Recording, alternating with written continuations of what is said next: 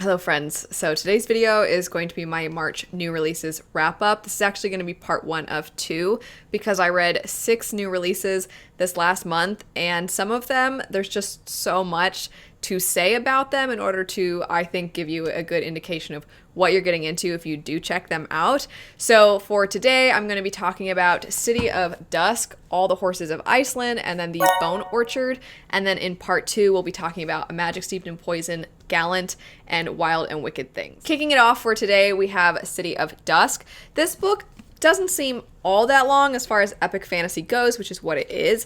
It's in the 500s. It's around 540, 550 pages, which is fairly large, but it's much larger, I would say, than its page count would lead you to believe, because typically books of this size do not take me the amount of time that this one took me. It's kind of a taller book, and then also the print is rather small. So I know that's not anything to do with the synopsis. Just know that if you're going to go into this one, you're going to have to set aside some time for it. And then on top of that, this truly is epic fantasy. There is a lot to take in when it comes to this one. So truly, if you're the kind of person that likes to read multiple books at the same time, this one, maybe it's one that you come back to, but I almost was tempted to take notes because there's no glossary in the back or a list of different characters in different houses and different families with different magic systems. It didn't have that information for me, so it really took a lot of my concentration to get through. That said,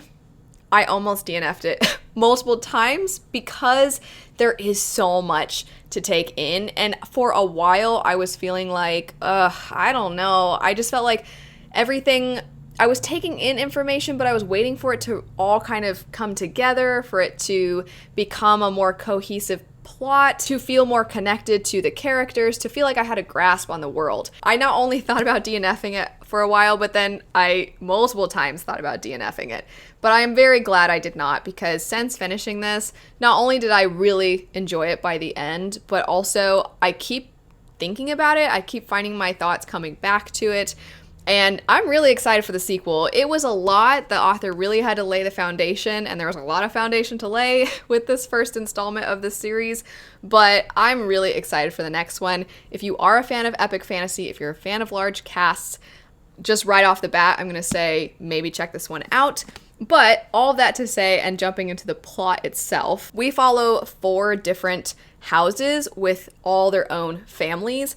So each individual house, they all have somebody who is the heir, and the heir is not the heir necessarily to that house, but rather they are the person who has the opportunity to become the next ruler, the next king or queen of this entire realm. And they all have their own magic system, and how each character is connected to their magic and their god or goddess that their magic comes from is very different. And so on the back it says the 4 realms, life, death, light, and darkness, all converge on the City of Dusk.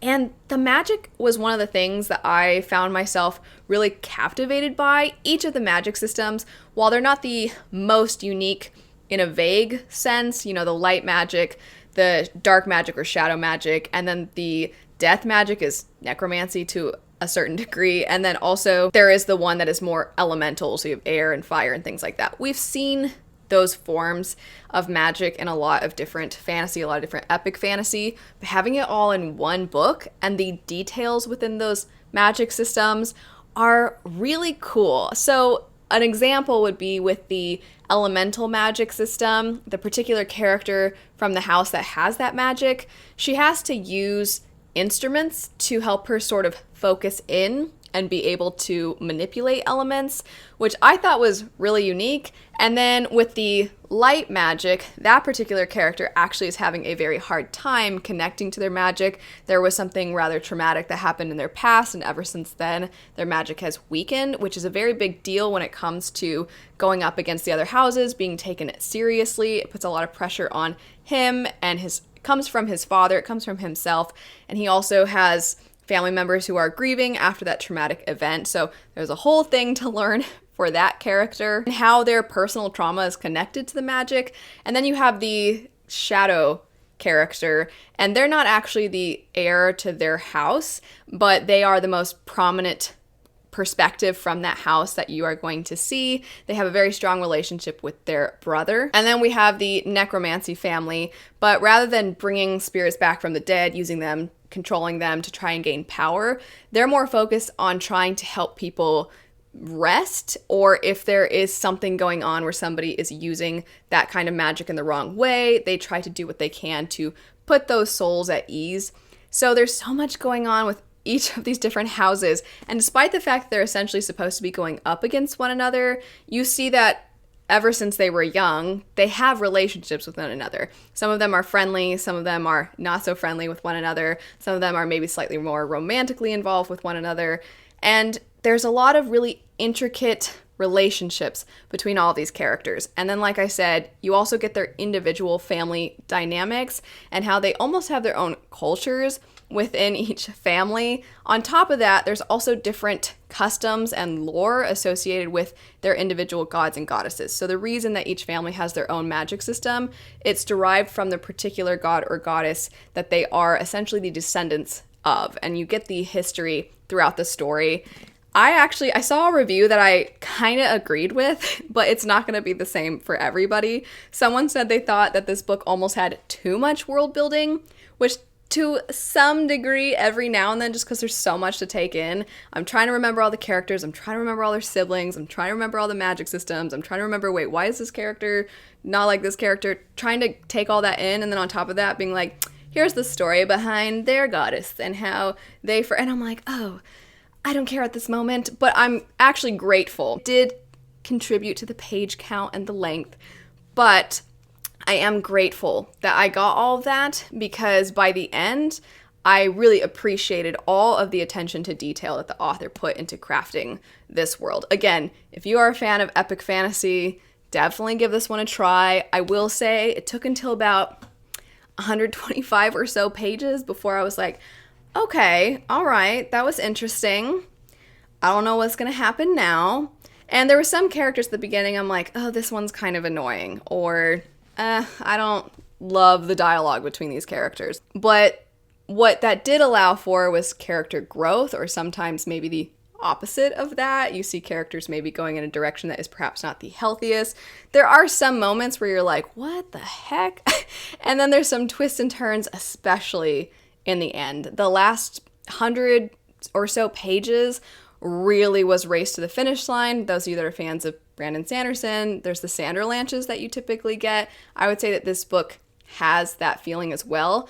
It almost, to some degree, felt like a standalone, not because it was complete by the end, because 100% there are things left unresolved that you will want the next one for if you do enjoy it, but because there's just very much a beginning. There's the thing that really starts to push the plot forward. There's the thing that forces the characters to interact with each other.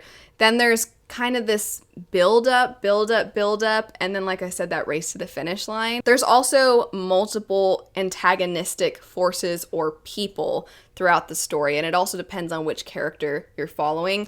You can guess that there are going to be a lot of different perspectives in this story, and that didn't really bother me. I know some people really don't like a large cast of characters. If you enjoyed Six of Crows and you're like, I liked Six of Crows, I liked the amount of characters, I liked the amount of backstory we get with these characters, but I want something on a grander scale, this one. You should pick this one up. I do want to emphasize, though, that at the beginning of the book, it almost had a young adult feel, which I think kind of contradicts everything I've said thus far about how intricate the world building is and how there's all these different characters. But I do think that because the characters are younger, that the beginning, they feel young, and some of them maybe don't have a strong sense of obligation. They sort of do whatever they want. And then you start to see them, as the story progresses, have some pretty interesting arcs. And if you're somebody who likes your books to have a more mature feel, I think that there is this sense of adventure. I don't know how to describe it because it does get very dark, but there's just something about this one that it always feels like it has a hint of youthfulness to it. I think that's just the characters themselves being younger, but either way, very glad that I pushed through because I did end up greatly enjoying this one, and I'm kind of waiting for more people to get into this one. I do think, though, that you're gonna have to give it some time, and you're really gonna have to give it your all when you pick it up. Not long at all, we have All the Horses of Iceland, which is teeny tiny. This one is somebody crafting a magical history of the horses of Iceland. The writing itself is very captivating. It certainly reads like an older text. It reads like this story that has been passed down over generations. It almost reads like a biblical origin type of story, but it just creates this old feeling to it because it is a historical fantasy. If you enjoy beautiful prose, if you enjoy a more literary feel or more like a folk tale mythology type of story, then I think you'll really like this one. I could see this being in some kind of collection of stories, especially if it has something to do with Iceland. I think it could be really cool if the author did a collection of these, because it was really, as somebody who loves Iceland, and I've been to Iceland, and just reading about this make-believe origin of the Icelandic horses, for me, I was like, oh my gosh, that's so cool. And I think they captured Iceland, because it's not really taking place in Iceland, but just so much of Iceland is, it feels so magical, and I think they capture that very well. It follows this man how he came to find the horses that eventually were taken to Iceland, because if you don't know, Icelandic horses are different a little bit from a lot of horses in the rest of the world.